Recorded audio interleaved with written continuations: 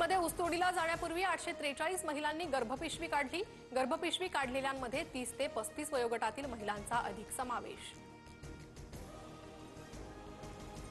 शेगावच्या संत गजानन महाराजांच्या पालखीचं पंढरपूरसाठी प्रस्थान। 700 किलोमीटर पायी प्रवास करत पालखी आषाढी वारीला जाणार। छत्तीसगडमध्ये माओवाद्यांनी लावलेले 10 आयईडी पोलिसांकडून निष्क्रिय। छत्तीसगडमधील करेगुट्टा पहाडी ऑपरेशन तीव्र करण्यात आलं। लातूर जिल्ह्यातल्या मांजरा नदीकाठच्या शेतकऱ्यांना फटका। 500 एकर जमीन पाण्याखाली। ऊस, कांदा आणि ज्वारी पिकांचं नुकसान।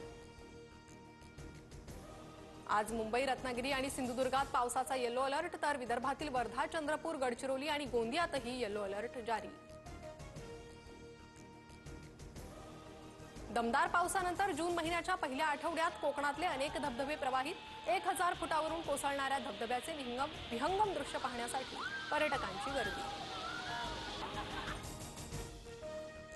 भारतीय वायुसेना आसाम आणि अरुणाचलपुरात अडकलेल्यांच्या मदतीला 14 व्यक्तींना सुरक्षित ठिकाणी पोहोचवलं। 17 हेलिकॉप्टरद्वारे रेस्क्यू सुरू।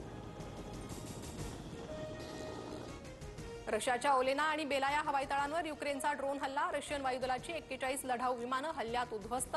रशिया युक्रेन युद्धाची आग अजून भडकण्याची चिन्ह।